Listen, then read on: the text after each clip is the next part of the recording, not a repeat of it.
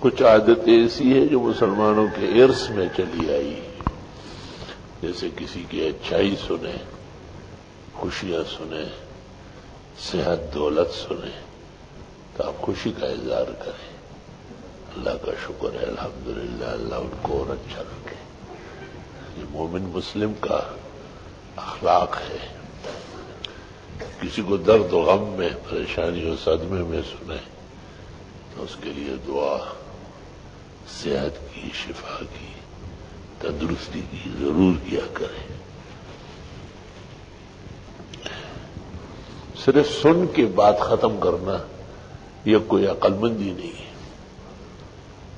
یہ کوئی اخبارات تو نہیں ہے کہ خالی ہم پڑھ رہے اور سن رہے ہیں، بلکہ اچھی خبر کا اچھا اثر لینا چاہیے، اور تکلیف دہ خبر کا اور کچھ نہیں کر سکتے، دعا تو کر سکتے ہیں۔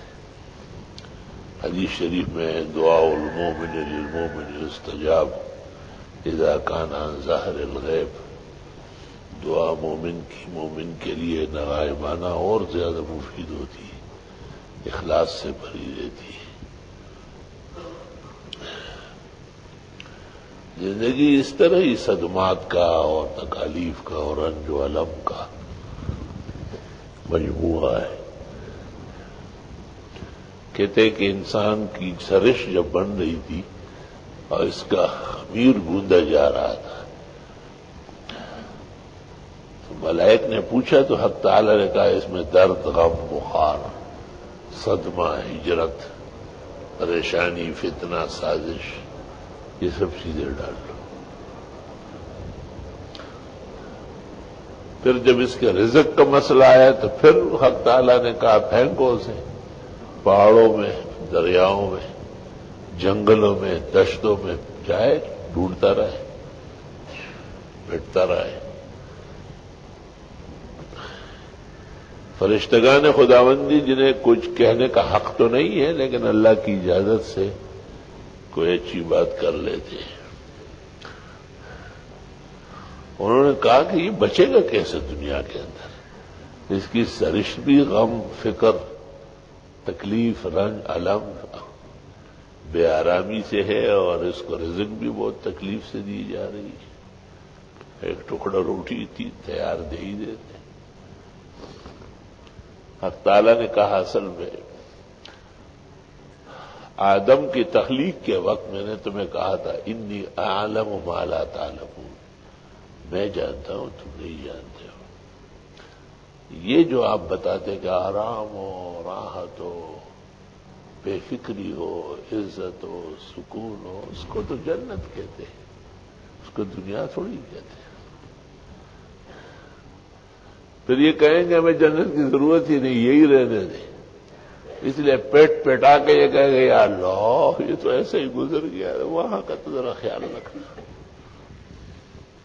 اور مومن کے لیے اللہ نے ایسی جگہ تیار کی ہے ما لا عین رات، آنکھ نے دیکھا نہیں، ولا اذن سمعت، کان نے سنا نہیں، ولا خطر علی قلب بشر، کسی انسان کے دل میں اس کا خیال تک نہیں آیا ہوگا۔ ایسی بہترین جگہ ہے۔ آپ اس کا اندازہ اس سے لگا لینا، پیغمبر دنیا میں مبعوث ہوئے، کل خلائق کے لیے آپ تشریف لائے، جن اور انس آپ کے لیے مطیع و مسخر ہیں، ان کو ایمان لانا ہے تب جنت جائیں گے۔ اور یہ نظام آپ پر مکمل کیا گیا اور تا قیامت کوئی نیا نبی نہیں آنا ہے، ختم نبوت ختمی یقینی ہے۔ معراج آپ کو کرائی گئی، 1.25 انبیاء نے آپ کے پیچھے نماز پڑھی، قرآن شریف جیسے عظیم کتاب آپ پر نازل، آپ کا اتباع ہر بری اور بحری اور ہر حاضر اور غائب اور ہر موجودی اور آدمی سب پر فرض کیا گیا۔ لیکن قرآن کریم آپ کو کہتا ہے کہ وَلَلْآخِرَةُ خَيْرٌ لَكَ مِنَ الْأُولَىٰ، وہ جو آخرت آپ کو ملے گی نا وہ یہاں سے بہت زیادہ بہتر ہے۔ اللہ اکبر، کیا چیز ہے وہ آخرت؟ دنیا جس میں معراج ہوئی، جس میں قرآن ملا، جس میں نبوت آئی، جس میں 1.25 لاکھ صحابہ مجاہدین سامنے کھڑے رہے. تمام محامد، مدائح، مفاخر، معارف، محاسن، مکارم، مقاصد آپ کی بعثت پر ختم کر دیے گئے. پھر بھی حکم یہ ہے کہ نہیں، آخرت میں جو کچھ ہم نے آپ کے لیے رکھا ہے وہ بہت زیادہ ہے. یہ پہلا والا تو ہو ہی گیا نا، یہ تو مل گیا. نبوت بھی ملی، رسالت بھی ملی، خاتمیت بھی ملی، سارے جہان کی اطاعت و فرما برداری بھی پابندی کرائی گئی. لیکن اب جو نعمتیں ہیں پرسکون نعمتیں ہیں، خوشگوار نعمتیں ہیں، پائیدار، اللہ تعالی نصیب فرمائے، وہ آخرت میں ہے. آخرت کی کوششیں جاری رہنا چاہیے. آدمی ایسا غافل نہ ہو کہ وہ بھی ہاتھ سے نکل جائے. امام غزالی نے احیاء میں لکھا ہے کہ جو ایمان تمہیں گناہ سے ہی نہیں روکتا تو اس ایمان پر کیسے اعتماد کرو گے کہ جہنم سے بچا لے گا؟ وہ تو یہی پر پٹ چکا ہے اور شکست کھا چکا ہے. اس لیے ایمان بہت بڑی دولت ہے. ایمان کا تحفظ، یہ تمام جو مشقتیں ہیں، اذانیں ہو رہی ہے، فجر ہو رہی ہے، جماعتیں ہیں، قرآن ہے، سنت ہے، حدیث ہے، درس ہے، مسجدیں ہیں، مدرسے ہیں، خیرات ہے، صدقات ہے، زکوٰۃ ہے، روزے ہیں، تبلیغی اور تصفیے کے سلسلے ہیں. یہ تمام کے تمام مشقتوں کا حاصل ایک ہے، اور وہ ہے ایمان کا ترقی کرنا. کہ ایمان جیسی دولت ان چیزوں سے روز افزو ہوتا ہے، بڑھتا ہے، یہ ترقی پاتا ہے. اور خدا نہ خاصا جھوٹ ہو، فریب ہو، خیانت ہو، دھوکہ ہو، حرام ہو، مکروہ ہو، مخدوط ہو، مسخوطات ہو، تو اس سے ایمان ختم ہو جائے گا. آدمی کو پتہ ہی نہیں چلے گا، ایمان ہوگا ہی نہیں.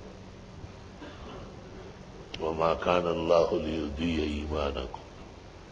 امام بخاری کہتے ہیں اے صلاتکم، وہ کہتے ہیں نماز کی وجہ سے ہی تو نماز، ایمان کی وجہ سے تو نماز فرض ہے. اب ایمان نہیں ہے تو نماز بھی اس شخص سے اوپر نہیں ہے.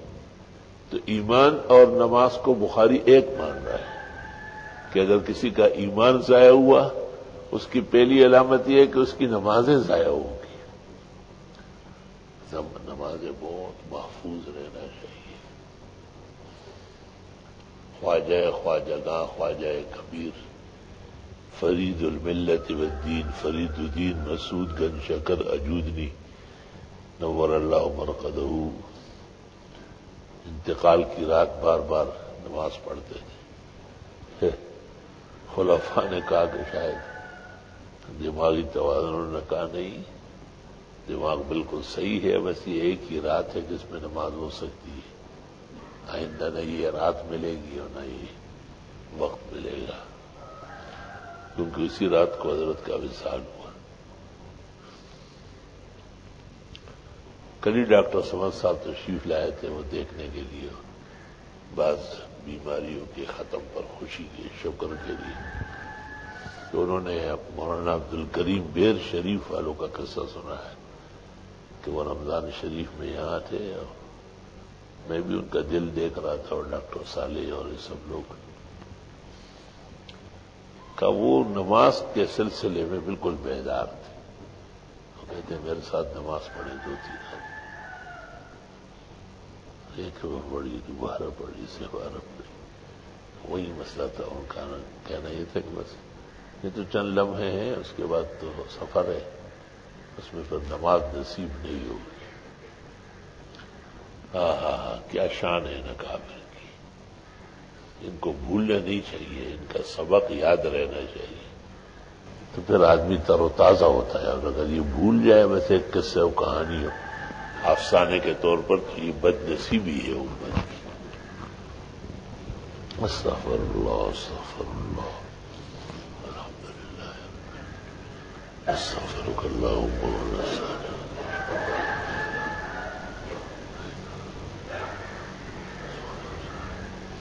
سبحان اللہ وبحمدہ عدد خلقہ ومداد كلماتي وزنة عرشه ورضا نفسي سبحان الله وبحمده عدد خلقه ومداد كلماتي وزنة عرشه ورضا نفسي سبحان الله وبحمده عدد خلقه ومداد كلماتي وزنة عرشه ورضا نفسي اللهم اهدنا بالهدى ونقنا بالتقوى واغفر لنا في الآخرة والأولى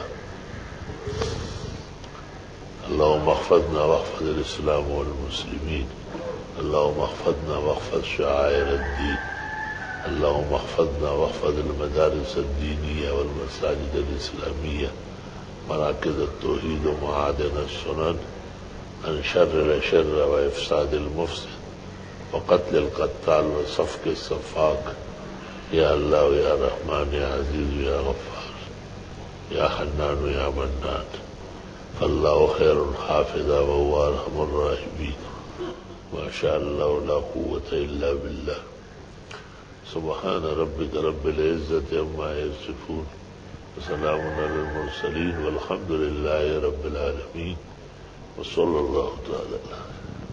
ہمارے ایک بزرگ ساتھی حاجی یاسین صاحب وہ کچھ بیمار ہونے لگے ہیں، صاحب فراش ہے، دعا فرمائے اللہ کامل و اکمل صحت شفا تندرستی سلامتی عطا فرمائے. دیگر بیماروں کو بھی اللہ پاک صحت شفا تندرستی سلامتی عفت عافیت عطا فرمائے. مجاہد اور فقیر کو بھی کمال صحت شفا سلامتی عطا فرمائے. صلی اللہ علیہ وسلم.